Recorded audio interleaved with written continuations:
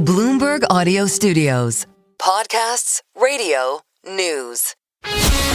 This is Bloomberg Businessweek. Insight from the reporters and editors that bring you America's most trusted business magazine. Plus, global business, finance, and tech news. The Bloomberg Businessweek podcast with Carol Massar and Tim Stenovec on Bloomberg Radio. We did want to go back to IBM hitting a record intraday, up the most since April of 1999 after it reported fourth quarter results that beat expectations on key metrics thanks to robust growth in IBM's software business. It also gave a strong forecast for free cash flow.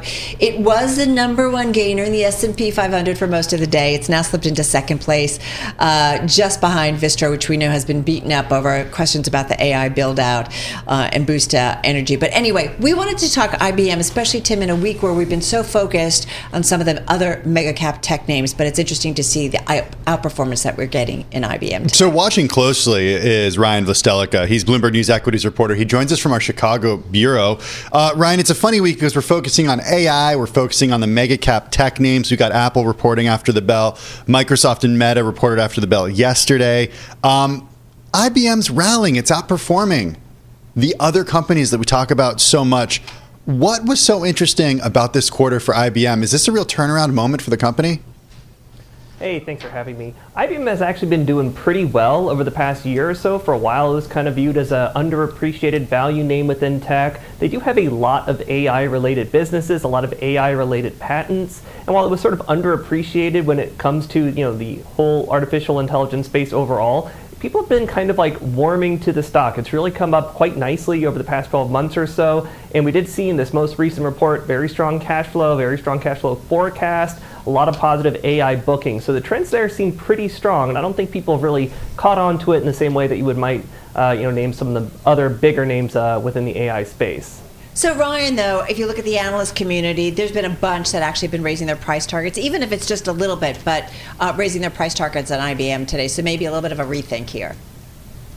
Yeah, I think so. I think the consensus is slowly growing more positive. People seem pretty positive with the direction of the company's software business. Like I said, the cash flow. It kind of remains to be seen how big they're going to be in the AI landscape. But they've been in this area for a while. I don't know if you remember IBM's Watson program that I think it won Jeopardy or something a while back. So they've been around there for a while. But it's only kind of recently that people are sort of cotton to them in a more pronounced way. Is it about the clients that they're getting? Is it about spin-offs that they've done over the last couple of years that have changed the business? What specifically is it about IBM that has people optimistic? Yeah, they have gotten rid of a couple of businesses. They've also done a couple of acquisitions that have been greeted kind of warmly, notably Red Hat. A lot going on there, but that's the name that's, it seems like they're finally, after a period of pretty low growth, starting to pick up a little bit, and that's being reflected in the share price. Hey, just quickly, we want to, since we've got you, let's not forget that, all right, it's been about, a bunch of the Mag 7 companies this week, 4 of them. We get another one after the close today, Apple. Just yesterday, it was downgraded to perform from outperform at Oppenheimer. The latest sign of kind of some caution ahead of earnings this evening, and it's not the first downgrade that we've seen as of late when it comes to Apple.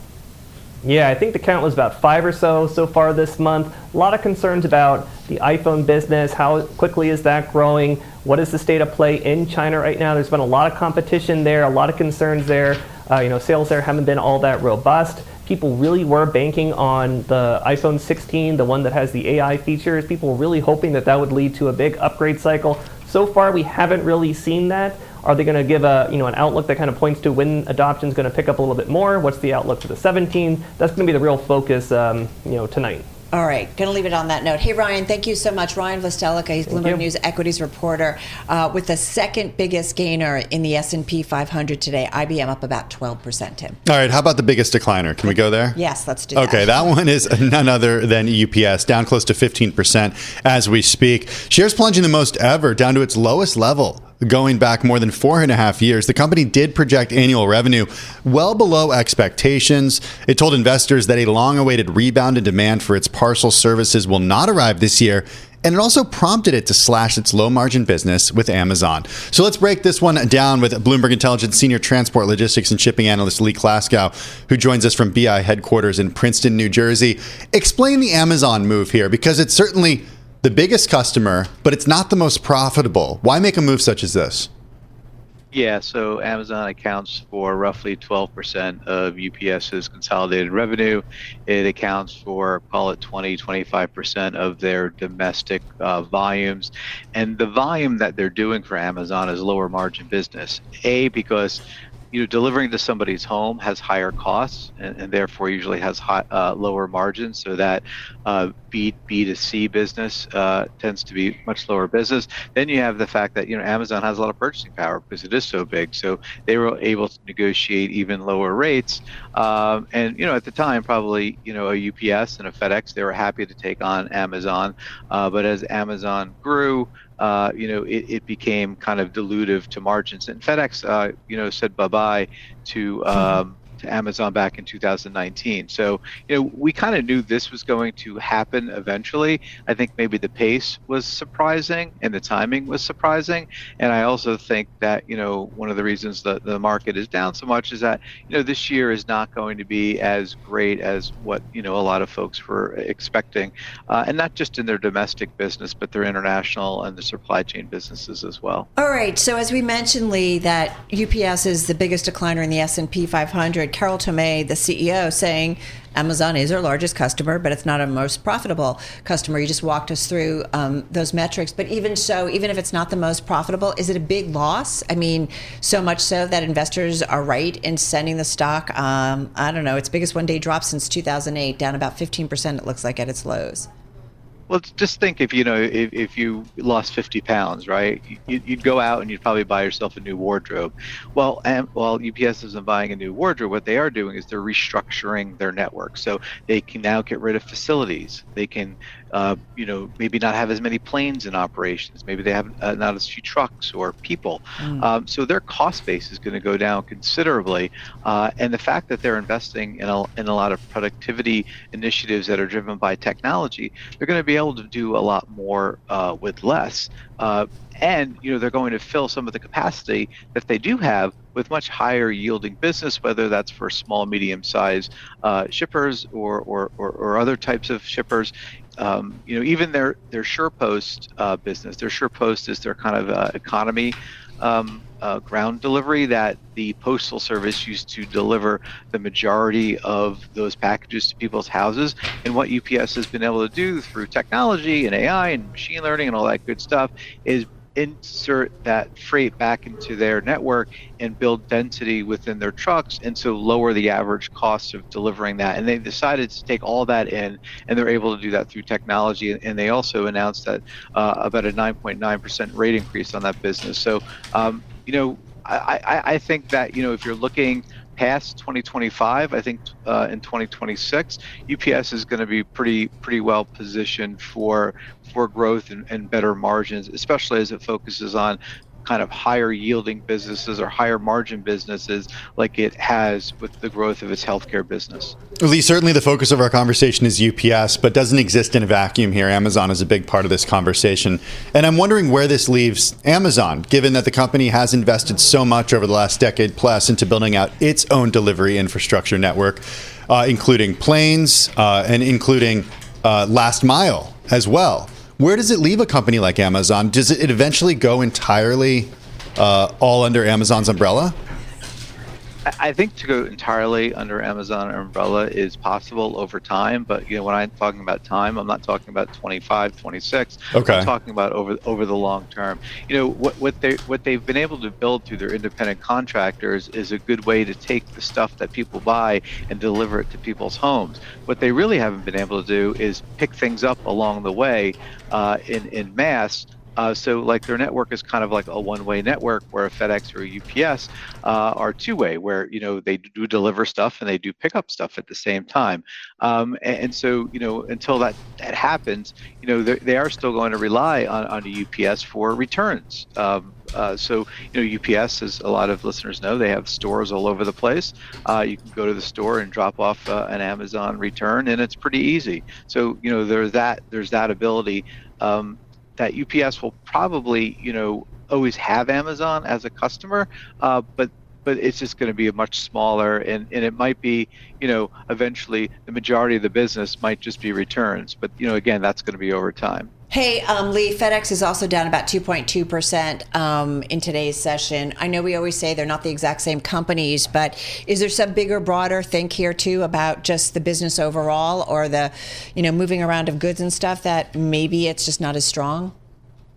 Yeah, so a lot of the impact of the Amazon business was in UPS's domestic business, and when they gave their 2025 guidance, their international business was not nearly as strong, so I think the read through for that is maybe demand is not going to be as great in 2025 as it was originally thought. I mean, I think people were expecting low single digit growth in volumes. Maybe that's just more at the low end of that low single digit growth kind of expectation. So, I suspect that you'll see analysts be taking down their numbers, not only on UPS, but maybe on FedEx as well, just tweaking things here or there. But I don't think it's like it's a huge call that, the consumer is dead, it's time to panic. It's not time to panic. The consumer in the U.S. has been extremely resilient, and that has been good for these parcel providers. I'm one of those consumers, know it well. Lee, thank you so much. Really appreciate it. My pleasure. Be well. Bloomberg Intelligence Senior Transport, Logistics, and Shipping Analyst Lee Klasko. You're listening to the Bloomberg Business Week podcast. Catch us live weekday afternoons from 2 to 5 p.m. Eastern. Listen on Apple CarPlay and Android Auto with the Bloomberg Business app, or watch us live on YouTube. Another great read on the economy and really the consumer comes from the restaurant space. It was just in December that Bloomberg reported on how casual restaurant bankruptcies had accelerated last year, with restaurants filing for bankruptcy at the fastest pace since 2020 as customers retreated. The view for this year was that advertising value promotions would ultimately help restaurant sales. So let's see what is going on in the environment. With us is the chairman and CEO of the family-run fast casual restaurant chain Golden Crust. Jackie Hawthorne Robinson is with us. She recently took over as CEO, and she joins us here in studio. Welcome. Nice to have you here. How are you? Oh, thank you so very much. And I must say, it's great to be here. Yeah, so I'm doing great. How about you? We're doing okay. There's a lot coming at everybody, and I think there's a lot coming at investors. There's a lot coming at consumers. You guys are some 30 years into this. 35 years. 35. That's correct. So, how would you describe today's business environment? Because what's going on in restaurants can tell us a lot about the economy, small business, and the consumer. Well, basically for us, from a Golden Crust perspective, we are doing great in our business. We are functional, we are operational, we are making profit, and we are rolling the dice, so to speak. But I see it, I see the concept, I see what's happening to other restaurant business, how they're failing. But for us as Golden Crust, we are progressing for sure. We saw the last couple of years punctuated by the highest inflation that we've seen in a generation. That's correct. Is that gone for you? Are No, prices flat? I would say no, it's not going for us. But what we are doing, we are trying to keep the market alive. We're trying to bring quality still. And even though inflation is up, we haven't raised prices for a few years. So we are trying to hold so we can maintain and stay in business. Well, where specifically are you still seeing prices increase? I'm seeing price increases in big box stores. I'm seeing price increases in the Walmarts and in all those other locations. We are seeing price increases in the products that we are purchasing, goods overall. Yeah. Yes, for sure, definitely. So if you're not passing it along to consumers, that puts pressure on you guys, right? It does. In terms of the margin side of the business, where we know it can be already kind of slim and tough in restaurants. Yes, I agree with that. How difficult, and then how do you manage? Like, can you cut costs elsewhere? Cutting costs elsewhere is also very difficult because, as we know, just about cost is being increased from every perspective right now. If it's rental, it's being increased. If it's goods, the cost of goods are high. So it's there. We are trying to shoulder it where inflation is concerned, just to keep our customers happy and to create the best product. One thing I've noticed at fast casual restaurants is, in recent years, is embracing technology. Right. And the way that companies have come out with apps to allow people to order ahead of time. In some cases, you go to a restaurant and you're not ordering from a person, you're ordering using a kiosk. Exactly. All of that, the idea there is to help with costs and That's decrease correct. the amount of money somebody has to pay for employees or decrease the number of employees. How are you guys embracing tech? Well, we're embracing tech. We're getting there. Not quick enough, but we are definitely entertaining tech, and we're moving towards it. We have apps. We're operating in apps. We're serving from apps. We've got Uber Eats, and we've got all those different apps that we are utilizing right now. We're talking about, the business side of what you guys do. And we are talking a lot, Jackie, about what might come down from Washington. We're already, getting glimpses. We're seeing activities already around immigration. Correct. Is that impacting you in terms of a workforce or? It hasn't impacted us yet. So I know going forward it might be, but right now we are okay and we are still operational. Yes, for sure. During the pandemic, we saw a lot of consumers embrace those third-party delivery services. One challenge was for restaurants to have their products actually survive delivery and taste as good when somebody gets it at their home or apartment versus when they get it in a restaurant. Did you guys have to make changes during that time to how the product was delivered? I think for us, I would say absolutely not. Our products are delivered on time. It's still hot. It's still holding up in those boxes that we use. So we do not, at present, have a problem with that. Have you seen delivery as a portion of your overall business fall off significantly since the heights of the pandemic, or have consumers held on to that? No, we have increased sales after the pandemic. As far as delivery goes, yes. I'm talking about in-restaurant versus delivery. You're still seeing growth in delivery? Yeah, we're still seeing growth in delivery, and we're still seeing growth in the restaurant.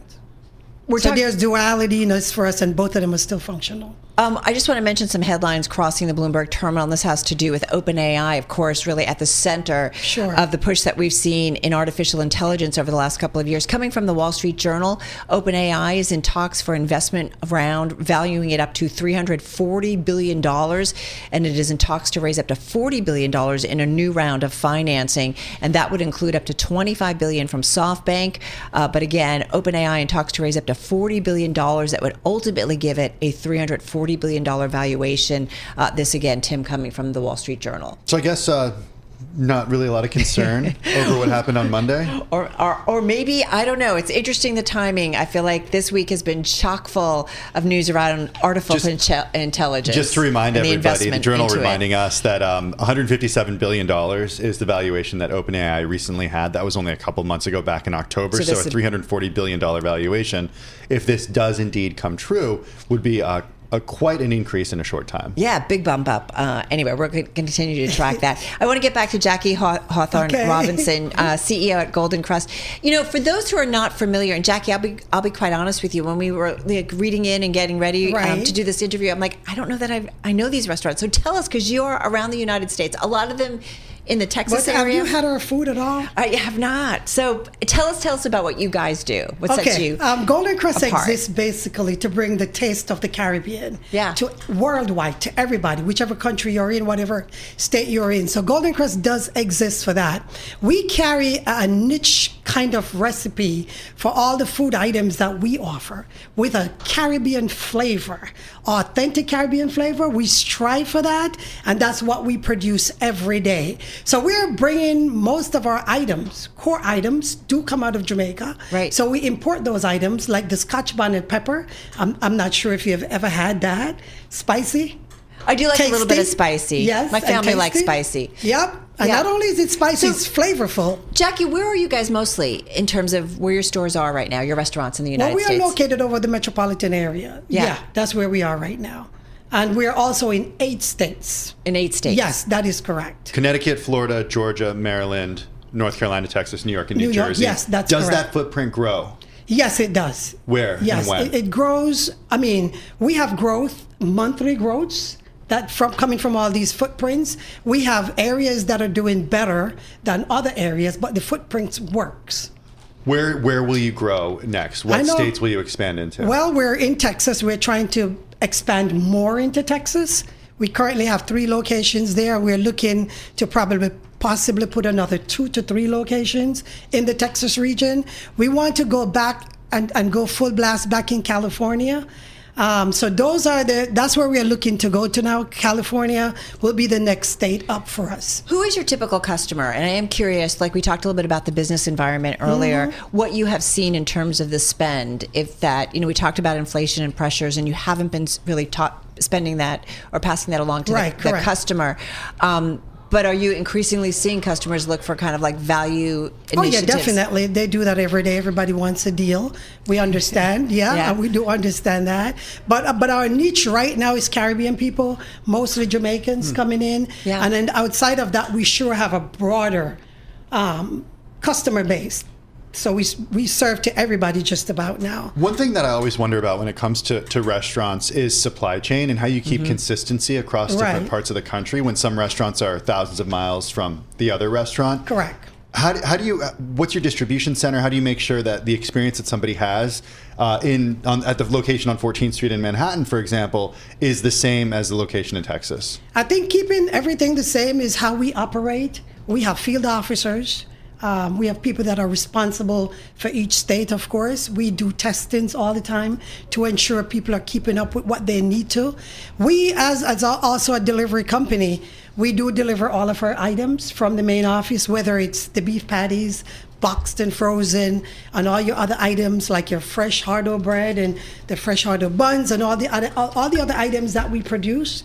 We do deliver daily to these customers and to these franchisees. How do you determine, you talk about the franchisees. So in some ways that offloads some of the risk for you guys. That is correct. Directly. Yes. But you want to make sure those franchisees do well because that's correct. It impacts the overall brand. Bottom line in the brand. Yes. Totally get. Yes. So in terms of expansion, how do you determine where you are going? Is it just where you're seeing, is it basic demand in terms of customers and you know that you're going to be able to grow that market? Or how do you determine where to go? I guess as you mentioned, the demand definitely is a factor. I mean, we have customers that comes into our stores every day, and whichever state they're from, they're going to come and say, hey, you guys need to get into Texas. Right. I need your product. You need to get there. So, of course, we'll take that. We will listen to it. We will do demographics, and we'll see if it fits us, and then we'll move into that state. If gives an understanding of company-run stores versus franchisee stores right now. Right. So give you an understanding of the company how store? many do you have that are company run versus how many are franchise? Basically now we're down to like 2 company stores. Okay, and the rest are franchise. All the other stores are franchises. What is the commitment that a franchisee has to make in order to open one of these restaurants? Well, they have to commit to the brand. They have to commit to keep the brand alive. They have to commit to use our products. And they have to commit to consistency. I was looking for a financial commitment. Oh, financial commitment? Oh, you need a number for that? I need a number, yeah. Oh, you need a number for that. If I were to throw a number out there, I'd probably say on this platform right now, probably about $450,000. Okay, so that's the upfront cost, and then that can be construction costs, upfront costs. And then there are the costs that are associated with the licensing. Exactly. And then that's a marketing cost as well. Not really, not right off the bat. So the percentages that you take is just a licensing fee. Yes, licensing, and at that point, you do take your percentage once they open and become operational. Okay. Yes, you do. Well, and what's interesting is you guys, you have the restaurants, you have the franchisees, but you also have a lot of products, right, in grocery stores. We sure do.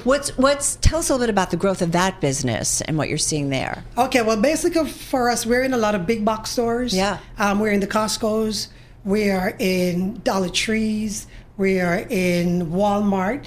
And as a matter of fact, we are rolling out a new item for Walmart, which is scheduled to roll out February 26th, a 2-pack select patty, just for Walmart purposes only. Yeah, so that's what we're doing right now. What's the connection between a sales increase at a big box store when a restaurant opens in that local area? Do you see a lift? Yes, we do. We definitely do. Like if you have a restaurant open up in a new location and you've already been selling the products in one of the big box stores, how much does it increase the sales in the big box store? I would say because of visibility. So that big new restaurant is now creating more visibility for us. For most of the time, it does not affect us at all. Yeah. All right, we're going to leave it on that note. Really interesting to hear. Let us know as things continue to grow and expand. Thank you so very much. Jackie, thank you so much. Jackie Hawthorne Robinson, she's Chairman and Chief Executive Officer of Golden Crust, joining us here in studio.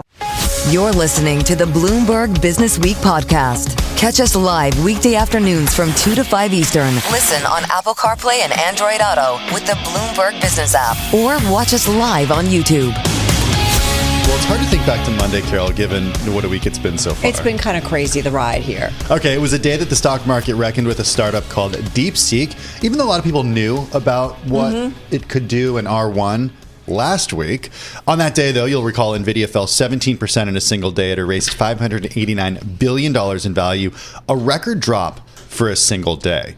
Mihir Desai was watching what happened in the stock market that day closely. He's the Mizuho Financial Group Professor of Finance at Harvard Business School. He's also a professor at the law school.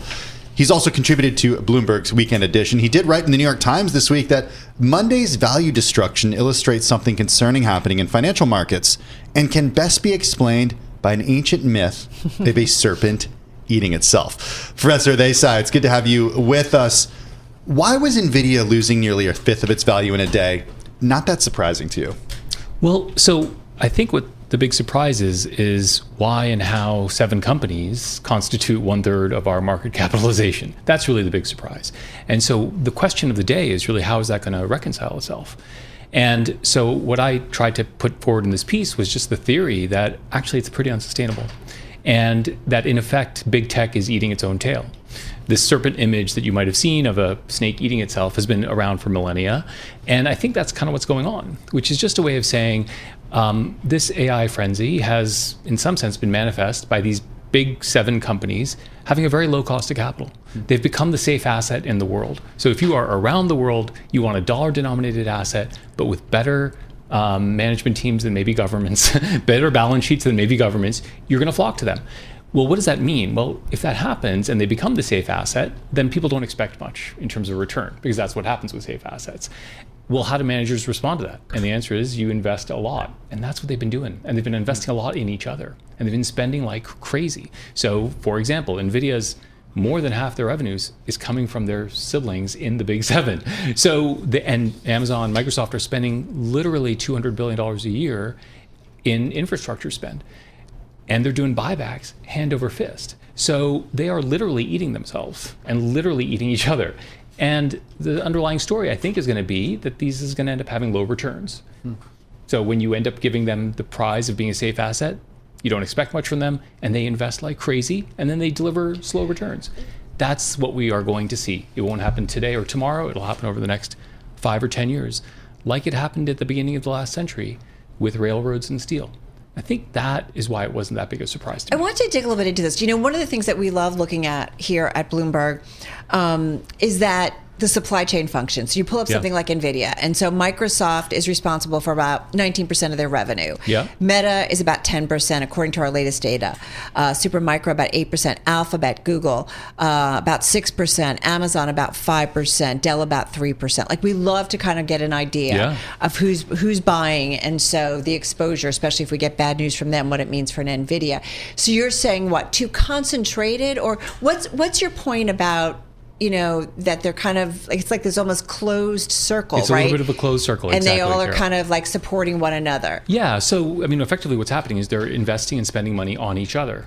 And that closed circle ultimately... Why are they doing that? Because some would say that what we've seen over the last couple of years is that everybody has all of a sudden realized, oh my God, look at what generative AI can do. And so we have to build out our own systems. Exactly right. And the promise is that it is not a closed circle, that one day it'll all be manifest to us what those revenues and profits are.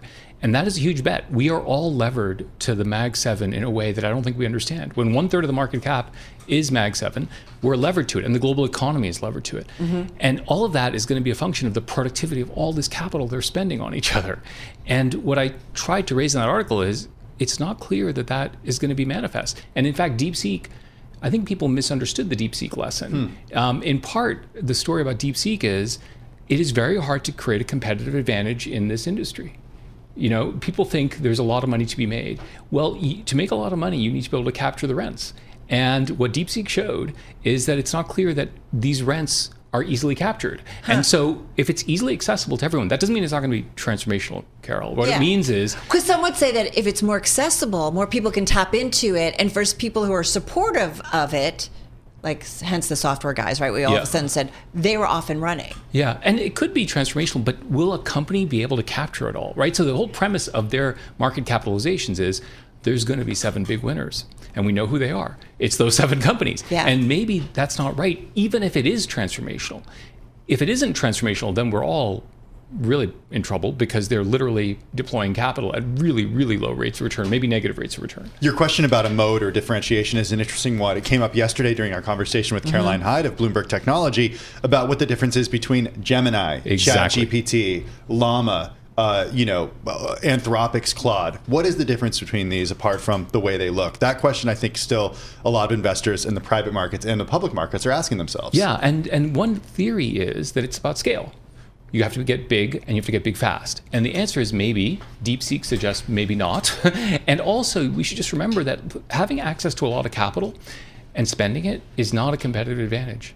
That is not what a competitive advantage is. Capital is not like the scarce resource in the world. And so if you especially for some of these big tech companies, right? Like we talk about their balance sheets, and typically you would say a higher rate environment would bother them, but they have so much cash that they don't have to really tap into the capital markets. That's right. And but I think they're in a race, right? So they're spending cash hand over fist. And the answer is, well, wait, but if you don't have a sustainable advantage, then what is this race about? And I don't think there is a real moat there. And then you really have to question the whole story. So I think it raises a lot of questions about where investors should be putting their money in the public market. Yeah. We talk a lot about single stocks. In retirement portfolios, a lot of people are invested in indexes. If you're not playing the stock market, all the experts say, hey, just invest in the S&P 500 or index funds. What happens, though, when the S&P 500 is dominated by these companies? Where should people put their money? Well, that's exactly right, because the unique circumstance is that, I talk about the unmagnificent 493, because there's a magnificent 7 and there's an unmagnificent 493. And the answer is that is still the best advice. However, I think it's a good time to rethink certain things. So, for example, as you know, we are living in the 20th year of the value growth split, where growth has just outperformed value forever. And I think it's a good occasion to revisit that. And for those of you who are listening who want to be still, I just want to index, I just want to do that. Well, you want to think about broader indices. You want to think about value indices. And you want to think about whether that whole mantra that has been good for the last 20 years is good again, especially as rates stay, relatively speaking, high in a way they haven't been for 15, 20 years. Although one challenge, though, someone might push back and say, well, VTI, which is the Vanguard Total Stock Market Index, is pretty heavily correlated to the S&P 500. That is true. And that's a challenge if you want to buy the entire market. You're still just buying the biggest companies. That is true. I mean, in a way, that is a little bit of the point of the piece, which is we are all levered to the Mag 7 in a way that we can't get away. I think the answer is, though, there are narrower, value indices that can help you, and there are international ways to go. So I am not a huge believer in stock pickers. So I think indices are fantastic. But there are other kinds of indices. There's non-US indices. There's yield. There's fixed income. There's lots of things that we, for the last 15 years, have forgotten about. My previous piece was about magical thinking and how kind of long periods of low rates have infected people to think like this goes on forever. And growthy stuff happens forever, and technology solves everything. And so, look, when rates get back up where they are, you got to think hard in your portfolio about fixed income in a way, and cash in a way that you haven't thought about in a long time. All right, so Professor Desai, so how does this potentially end? People have made the comparisons to the tech bubble of 1999, 2000. I don't know that it's the exact same thing, but you tell me that in terms of then how does this ultimately work its way out? Or do these companies possibly ultimately deliver if AI is as transformative as we think it might be? Yeah. So I think the analogy to the dot-com bubble isn't that great in some ways, because a lot of those companies were not real companies, and it was all a little sketchy. Exactly. These are real companies. Like these are really the best companies in the world. Okay. And so what's more likely to be true is something like the Nifty 50. Yeah. Going to the early 70s, or the early part of last century, which is railroads and steel. And what does that tell you? It's a grind. It's not a pop of a bubble. It's like 5 years of like zero. Of like zero returns, right? So it's a grind. So 5 years of this stuff just kind of going sideways. Yeah, perhaps. it's like sideways, right? Because it's not. Is it because the build takes so long? The build takes so impact? long, and then we realize that the returns aren't there, right? And for us to realize that and understand that, I mean, these folks are spending hundreds and hundreds of billions of dollars. We won't really know the productivity of that capital spend for a long time. And that's why it takes longer. And they're not like fly-by-night folks, right? These are like serious people. And so it's going to take years. And that, I don't know if that's good news or bad news, Carol, but I think that is the right way to understand it. It's 3 to 5 years of a grind, which also helps you understand why valuation levels are high right now and how they come back down, just very slowly and in a very boring, unexciting way. It's interesting because we saw in the president's first week of his term an announcement where he was flanked by Larry Ellison of Oracle, Masayoshi Son of SoftBank, Sam Altman of OpenAI, and he was touting a $100 billion up to $500 billion investment. Yeah. Is that something that concerns you when we're talking about figures of that size? Well, what would concern me is if capital, this is all about capital allocation, like everything is in the economy. And so if capital allocation is going to be guided by political litmus tests, which is you got to spend $100 billion. And if you're not good for the $100 billion, we're not sure if you're a real deal. If it becomes a political litmus test and it's not being guided by the tenets of capital allocation, we're all going to suffer on that over the long run. So that's what concerns me. It's about whether this is becoming a political litmus test. Like, are you with us on AI or not? And then, of course, as you know, CEOs had to respond, which, I'm good for the $100 billion. Yeah. Which now starts to feel like a poker match as opposed to thoughtful capital allocation, and feels a little bit like a political litmus test. Well, it's certainly something we've talked about, that even with some of the announcements that came out of the administration, right? But of course, no government money, but nonetheless commitments by companies. And some say, it's a commitment, doesn't mean ultimately the spend gets carried out. So it's something to keep an eye on, right? To see ultimately how it plays out. I think we're in this interesting place where we've talked a lot too about we're waiting for the payoff and understanding whether this all makes sense. Great stuff. Thank you so much. No, my pleasure. Really appreciate it. Professor Mihir Desai, he is of course with Harvard Business School. He's the Mizuho Financial Group Professor of Finance at Harvard Business School and a Professor of Law at Harvard as well. Interesting column here in the New York Times. Thank you so much. Really appreciate it. I'm driving in my car. How about you let me drive? Oh, no. This is not a toy. Who's gonna drive you home? Honey, please, I'll do the driving. Drive on. Excuse me, I want to drive. It's the question that drives us. This is the Drive to the Close. That funky music will drive us till the dawn. On Bloomberg Radio. All right, everybody, just about 18 minutes left to go in the trading session. Carol Massar along with Tim Stenovec live here in our Bloomberg Interactive Brokers studio. And as Tim and Charlie both mentioned, we did see stocks roll over here. We've now got the Dow in negative territory, but you are definitely off the best levels of the session, but a leg down. And we did have some comments from President Trump from the Oval Office talking to reporters. And the president saying that there are plans to announce Canada-Mexico tariffs because of fentanyl shipments, we would assume, coming into the United States, and specifically, I should say, that the president saying 25% tariffs when it comes to Canada and Mexico. So we're going to look for some more clarifications on that, more detail, if you will. But investors noticing and sending stocks in a straight leg down over the last few minutes. Not just stocks, keep an eye on currencies as well. The Mexican peso has sunk to a session low on those comments from Trump about tariffs. Let's see what Sam Stovall has to say about this. He's chief investment strategist at CFRA Research. He's back with us from Allentown, Pennsylvania. Sam, it was an interesting trade today, even before just a few minutes ago, and we got those comments from reporters saying that Trump would impose 25% tariffs on Canada and Mexico due to fentanyl. How are you looking at tariffs over at CFRA? Hey, Tim. Well, certainly we are paying attention to whatever the president says one day to the next. We still think, however, that a majority of this tariff talk is more to do with negotiating and trying to get to, squeeze out, whether it's from Colombia, Venezuela, as well as Mexico and Canada, to try to get whatever it can to improve the trade situation. The sensitivity, though, Sam, of the markets to a headline on possible tariffs, the sensitivity even on Monday to the news out of DeepSeek in terms of AI, many were saying that, investors are just looking for a reason to sell after 2 years of just moving higher. Do you agree that there's a sensitivity in the market, or do you think the fundamentals are there that investors don't need to be so nervous about the outlook, especially when it comes to further gains? Well, I think certainly that we could easily go through a pullback or even a mild correction because those things do happen every so often. But I still call myself a bull. I think that we are likely to see prices higher at the end of the year, but volatility, I think, certainly is going to be on the upswing. But I would tend to say also that because the market has been very willing to rotate from the high growth areas, showing some interest in healthcare, in materials, in industrials, areas that had been underperformers in 2024. That says a lot to me that investors are not willing to give up the ship just yet. Did you change your view given the stock market action that we saw on Monday with some big name tech names sell off as a result of the DeepSeek news? Well, Tim, we didn't change our view because we're taking sort of a wait and see attitude like the Fed.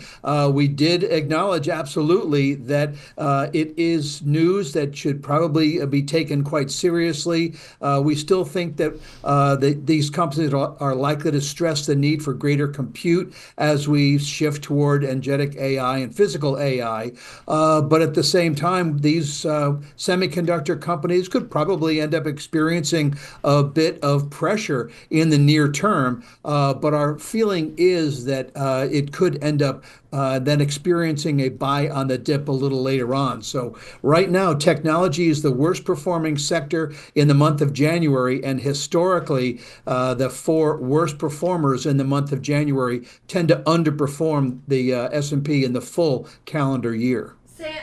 Hey, Sam, I do wonder, too, that, within the AI community, the big mega cap tech names that are all spending big time on AI at this point, don't they at some point kind of have to support the AI story and the AI narrative, even if they think that there might be a competitor? I mean, they all were so, I feel like, congratulatory, backslapping, if you will, on Monday over DeepSeek in terms of their findings. And you do wonder, do they kind of have to all be like AI, be supportive of it? Because there's so much money at stake, so much that's already been invested.